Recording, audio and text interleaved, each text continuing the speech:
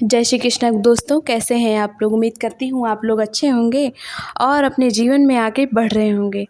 दोस्तों, आज मैं आप सबके लिए हनुमान जी की कथा तो आप हमेशा सुनते हैं, तो आज मैं जन्माष्टमी का उत्सव है, आप जानते हैं। तो आप सबको सबसे पहले जन्माष्टमी की पर्व की ढेरों शुभकामनाएं। और कान्हा जी और राधा रानी आपके पूरे परिवार पर आप पर हमेशा कृपा बनाए रखें। आज अच्छे से उनकी पूजा अर्चना करिए। दोस्तों, ये अनुभव या कहानी आपको थोड़ा लेट से मिलेगा, क्योंकि मैं इसे अपलोड नहीं कर पाई, कुछ रीज़न की वजह से टाइम नहीं मिला और घर पे भी कुछ काम था, तो इसके लिए मैं माफ़ी चाहती हूँ। लेकिन आप समय निकाल कर अगर ये अनुभव सुन रहे हैं तो आपका बहुत बहुत धन्यवाद। तो दोस्तों, ये अनुभव है प्रिया का। प्रिया दिल्ली की रहने वाली हैं और उसकी शादी एक अच्छे परिवार में होती है। शादी होने के कुछ समय बाद घूमना टहलना, परिवार में सब उसका बहुत ध्यान रखते हैं। फिर उसके पति की जॉब मुंबई रहती है, तो वो वहाँ पे चली जाती है पति के साथ रहने के लिए। उसका पति भी उसका बहुत ध्यान रखता था। प्रिया की शादी कम उम्र में हो गई थी, 19 साल या 19 साल से भी कम ही थी। अभी वो ग्रेजुएशन कर रही थी, लेकिन उसके पति ने उसकी पढ़ाई जारी रखी और उसने अपनी पढ़ाई पूरी की। शादी के जैसा आप जानते हैं, शादी जब होती है तो लोगों को सबसे पहले यही रहता है कि बच्चे की खबर कब सुन लें। तो वही प्रिया के सास ससुर और जानने वाले रिश्तेदार यही सोचते, लेकिन सब कहते अब नया ज़माना है भाई, तुरंत कहाँ किसी को बच्चा होता है।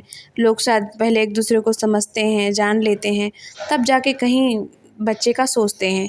ठीक है, 2-3 साल लग रहे हैं तो कोई बात नहीं, लेकिन जहाँ 2 से 3 और 4 से 5 साल बीतते हैं तो लोगों को चिंता होने लगती है। और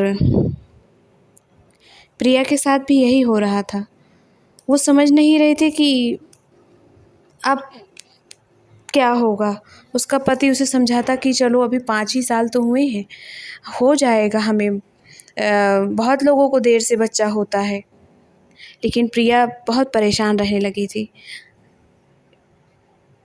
मायके में उसकी भाभियाँ उसे ताना देती, माँ के सामने रोती तो माँ कहती जाने दो बेटा, भगवान सब देखते हैं। उसकी बहनें भी कहीं न कहीं उससे कुछ न कुछ ऐसी बात बोल देती कि जिससे उसका दिल टूट जाता। और ससुराल तो ससुराल ही होता है, वहाँ पे आपको ताने देने तो सुनने ही पड़ेंगे, आप कितने भी अच्छे हों या कितने भी आप अच्छे से काम करें, कुछ न कुछ तो आपको सुनने को मिल ही जाता है। तो प्रिया की ज़िंदगी यूँ ही बीत रही थी। वो अपना मायके जाना अब कम कर दी कि जाऊँगी तो लोग पूछेंगे बच्चा क्या हुआ। उसकी सहेलियों के भी बच्चे बड़े हो गए, पहला बच्चा होने के बाद दूसरा बच्चा हो गया, और वो जब मिलती तो कहते कि क्या कर रही है, हम लोग का तो दूसरा हो गया, तेरा पहला ही नहीं पता। प्रिया के बस में तो ये सब चीज़ें नहीं थी, लेकिन लोग कहाँ समझते हैं। बहुत डॉक्टरों को दिखाया, जिसने जहाँ बताया वहाँ पे गए, जहाँ पे जिस मंदिर में बताया उस मंदिर में गए, लेकिन उसे वो नहीं मिल रहा था जो वो चाह रही थी, यानी कि बच्चा। भगवान के सामने वो रोती रहती कि क्या होगा। कैसे करते करते 10 साल बीत गए और अब तो उन्होंने उम्मीद भी छोड़ दी।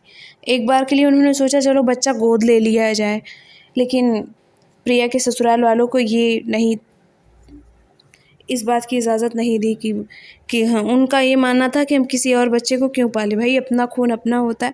जबकि होना ये चाहिए कि हम जिस बच्चे को लें उसकी परवरिश अच्छे से करें, उसे भी एक घर मिल जाए। लेकिन अभी भी हमारे समाज में ऐसी मान्यता है कि अपना खून अपना, वो चाहे वो कैसा भी हो। लेकिन प्रिया भी फिर अपने कदम पीछे ले ली कि भाई घर वालों की बात कैसे टालें।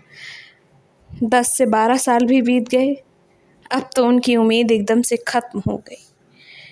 आस पड़ोस की औरतें उसे अपना बच्चा नहीं देना चाहती, यहाँ तक कोई बच्चा, जबकि प्रिया बच्चों के साथ खेलती, उसके बगल के ही जो बच्चे थे वो आंटी आंटी कह के उसके साथ खेलते, उनको खाने अच्छे अच्छे डिश बना के खिलाती। शुरू से ही वो ऐसे स्वभाव की नहीं थी, लेकिन बच्चा ना होना जैसे उसके लिए अपराध बन गया था। वो जैसे चाह रही हो कि मुझे बच्चा ना हो, लोग ऐसा उसे बना दिए थे। बहुत निराशा भरा जीवन बीत रहा था। फिर आई आशा की किरण, जब उसके जीवन में लड्डू गोपाल जी का प्रवेश हुआ। उसके ससुर पूजा पाठ किया करते थे, मंदिर पे रहते थे। वो वृंदावन गए, वहाँ से वो लड्डू गोपाल ले आए। उन्होंने प्रिया के पति को दे दिया। कहा तुम इनकी सेवा करो, इनकी अच्छे से भक्ति करो और तुम्हारे जीवन में भी कुछ ना कुछ अच्छा करेंगे भगवान। हो सकता है तुम्हारी गोद भी भर जाए। आज लड्डू गोपाल जी तुम्हारी गोद में है, कल तुम्हारा खुद का बेटा होगा। प्रिया को इन सब बातों पे बहुत विश्वास नहीं था, लेकिन वो अपने ससुर जी का मान करने के लिए और लड्डू गोपाल की वो सेवा करती, उन्हें नहलाती, कपड़े धुल उनके पहनाती, सब कुछ अच्छे से करती।